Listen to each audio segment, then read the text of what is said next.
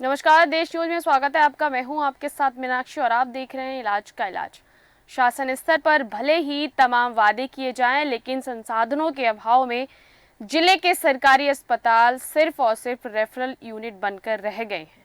गंभीर बीमारियों के मरीजों के पहुंचने पर उन्हें बिना प्राथमिक उपचार दिए ही रेफर कर दिया जाता है। ताजा मामला गाजियाबाद के एमएमजी अस्पताल का है, जहां एक 11 साल की बच्ची को लाया गया जिसके गले में एक सिक्का अटक गया था।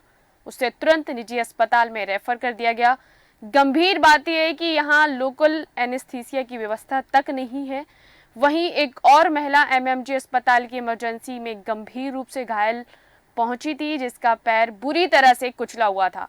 फार्मासिस्ट और वार्ड बॉय ने उसे बिना एनेस्थीसिया दिए टांके लगा दिए और शुरू कर दिया टांके लगाना। महिला दर्द से चीखने लगी। तेज दर्द के कारण उन्हें शॉक सिंड्रोम हो गया और उसकी धड़कन व सांस बंद हो गई, जिन्हें तत्काल सीपीआर दिया गया, जिससे किसी तरह जान बच सकी। लेकिन उसके बाद कई घंटे तक उन्हें ऑक्सीजन पर रखा गया और बाद में हालत बिगड़ने पर रेफर कर दिया गया। आपको बता दें, इमरजेंसी में यह स्थिति केवल एक दिन की नहीं है, बल्कि एनेस्थीसिया नहीं लगाने के कारण आए दिन इमरजेंसी में इस तरह की हालत हॉस्पिटल के अंदर बनी रहती है। वहीं इस विषय पर तमाम जानकारी के लिए हमारे साथ जुड़ चुके हैं लखनऊ से ब्यूरो हेड ज्ञानेश वर्मा जी। बहुत बहुत स्वागत है आपका देश न्यूज में। ज्ञानेश जी, क्या है एमएमजी हॉस्पिटल का पूरा मामला?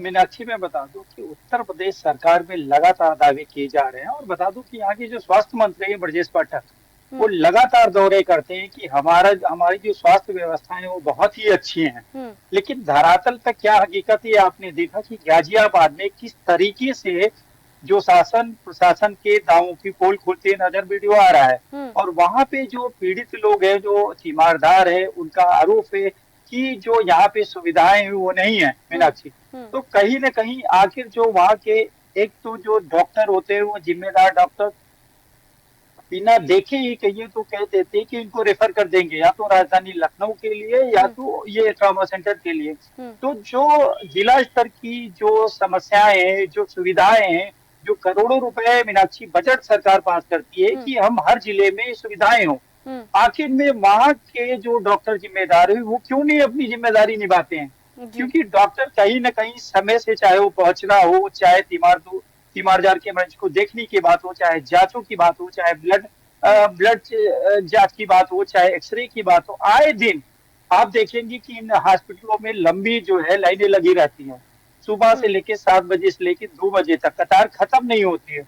और डॉक्टर कहते हैं कि बहुत अच्छी सुविधाएं देते हैं। हम्म। दूसरी चीज मीनाक्षी मैं बताऊं कि डॉक्टर समय पर आना बहुत मुश्किल रहता है इनको। कहीं ना कहीं जब देखिए बाहर कंपाउंडर बैठा रहता है, उससे जब हम लोग पूछते हैं हम्म। कि डॉक्टर साहब कहाँ है, तो कहेंगे डॉक्टर साहब भले वो छुट्टी पर हो या ना आए, हम्म। लेकिन वो सीधा कहता है कि डॉक्टर साहब यहीं गए, अभी आ रहे हैं। जी। जब किन्हीं माध्यम से जानकारी हो जाती है कि देखिए यहाँ पर डॉक्टर आए ही नहीं है, हम्म। तब वो कहता है नहीं साहब तो छुट्टी पे कल आएंगे। तो हम्म। कहीं ना कहीं जो कंपाउंडर होते हैं, जो बाकी सरकारी अस्पताल का प्रशासन होता है, तो वो गुप्तगू किया करता है। और जो जिम्मेदार अधिकारी है कहीं ना कहीं वो जो है उन्होंने भी आंखें बंद कर रखी है। अब सोचिए ये गाजियाबाद हम्म। राजधानी दिल्ली से सटा और उत्तर प्रदेश राजधानी लखनऊ का हम्म। ये इलाका है गाजियाबाद, जहाँ के इस तरीके की अगर कोई बात आती है तो हम्म। आखिर वहाँ के जो जिम्मेदार डॉक्टर हैं वो तुरंत रेफर क्यों करते हैं? पहली बात हम्म। तो अपनी जिम्मेदारियों का निर्वहन नहीं ठीक से हम्म। करते हैं नासिक।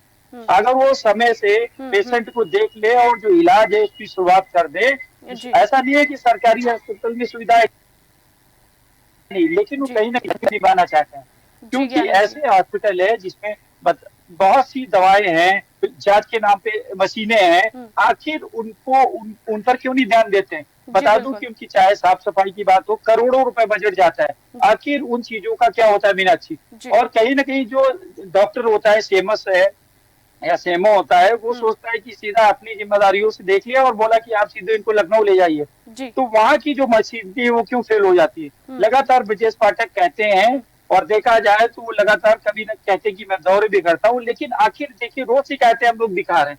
हम्म। आखिर इसमें शासन प्रशासन कब अमल करता है, ये बड़ा प्रश्न है कहीं ना कहीं। हम्म। और जो उत्तर प्रदेश सरकार की धज्जियां उड़ाने का काम ये डॉक्टर लगातार कर रहे हैं। जी। और ये जो डॉक्टर जिम्मेदार हैं, कहीं न कहीं लापरवाही में आए दिन नजर आते हैं। और क्या बताऊं मीनाक्षी, एक बड़ा प्रश्न है कि ये सरकारी डॉक्टर तो जरूर होते हैं, जी। लेकिन कहीं न कहीं इनका जो प्राइवेट तंत्र होता है, हॉस्पिटल, वो चलता रहता है। तो बहुत से डॉक्टर ऐसे भी होते हैं जो सरकारी पेशेंट को देखते हैं और कहते हैं यहाँ नहीं है, प्राइवेट में जाके दिखाइए, वहाँ ठीक है जी। ज्ञानेश जी आपका बहुत बहुत धन्यवाद हमारे साथ तमाम जानकारी को साझा करने के लिए। तो मैं अपने दर्शकों को बता दूं, ये बात सिर्फ एमएमजी हॉस्पिटल की नहीं है, पूरे देश में जितने भी सरकारी अस्पताल हैं सबके सब ऐसे ही हैं। कहीं एक्सरे मशीन नहीं है, तो है भी तो खराब है, और साथ ही सैकड़ों सैकड़ों एकड़ में हॉस्पिटल बन के तैयार हो जाते हैं, लेकिन जब बात जांच मशीनों की आती है तो इमरजेंसी लेकर जनरल वार्ड तक को जांच के लिए कतार में खड़ा होना पड़ता है, और साथ ही कभी कभी तो जांच की तारीख इतनी लंबी दे दी जाती है कि तब तक ना मरीज रहे और ना ही मर्ज। तो फिलहाल मेरे साथ इस कार्यक्रम में इतना ही। देखते रहिए देश न्यूज। नमस्कार।